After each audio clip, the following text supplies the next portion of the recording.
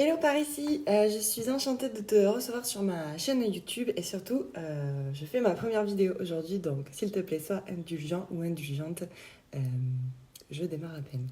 Je te souhaite la bienvenue, je m'appelle Amandine, je suis graphiste freelance et community manager depuis maintenant 7 ans. Ma mission c'est d'aider au quotidien les entrepreneurs, les créateurs de e-shop, de boutiques en ligne à définir leur image de marque grâce à des couleurs, grâce à des polices de caractère qui leur conviendront et qui reflèteront au mieux leur boutique en ligne. Donc c'est parti, aujourd'hui on va parler des couleurs et comment surtout les définir. La majorité des créateurs de e-shop sélectionnent leurs couleurs pour définir leur identité visuelle simplement par tendance parce qu'ils ne savent pas comment choisir et surtout se laissent guider par les tendances du moment. Aujourd'hui dans cette vidéo, on va voir ensemble pourquoi il ne faut pas simplement choisir les couleurs de ton identité visuelle par tendance et aussi pas se fier seulement à tes goûts. Allez, c'est parti. Alors, pourquoi il ne faut pas choisir ces couleurs pour son identité visuelle seulement par la tendance? Tout simplement parce que la tendance, c'est la mode et que tout ce qui est à la mode est amené un jour à se démoder. On va dire, c'est un effet éphémère.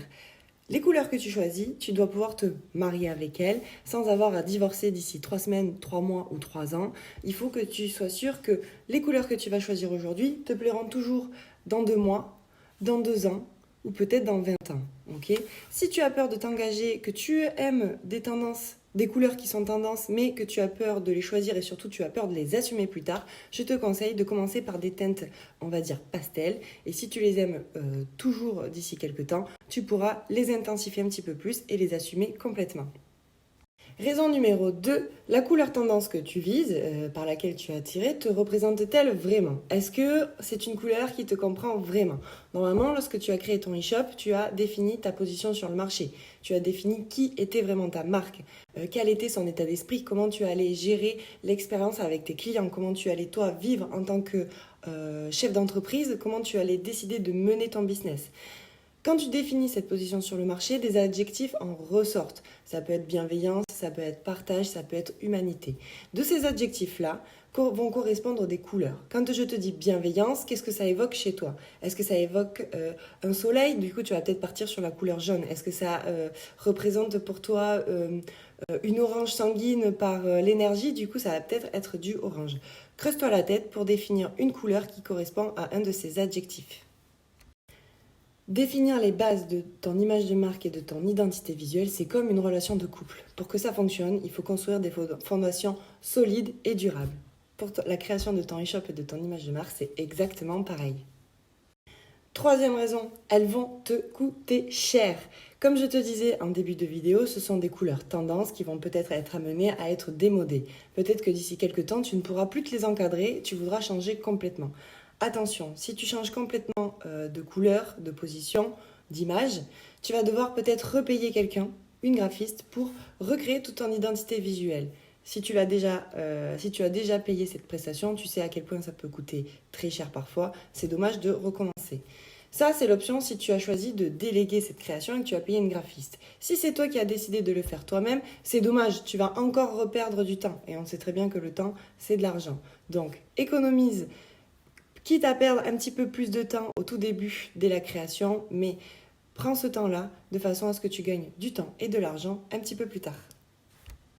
Ces couleurs tendances que tu as choisies, que tu veux choisir et que tu vises, sont-elles surtout en phase avec ton activité, avec ton business? Un exemple, je ne sais pas moi, tu vends du béton en ligne et tu choisis une couleur très solaire, du orange, du jaune, du rouge.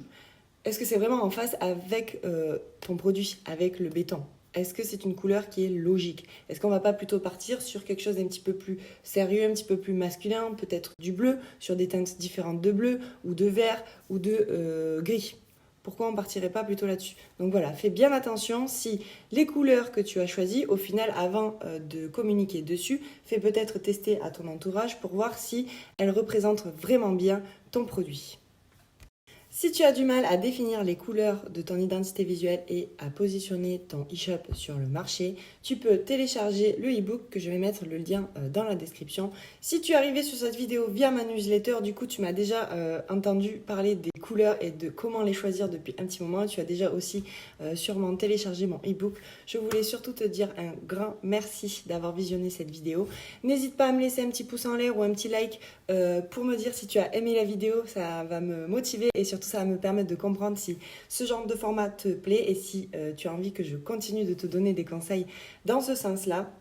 Tu peux aussi me laisser un petit commentaire sur mes réseaux sociaux, Facebook, Instagram et donc maintenant sur YouTube. En tout cas, je suis ravie de t'avoir aidé.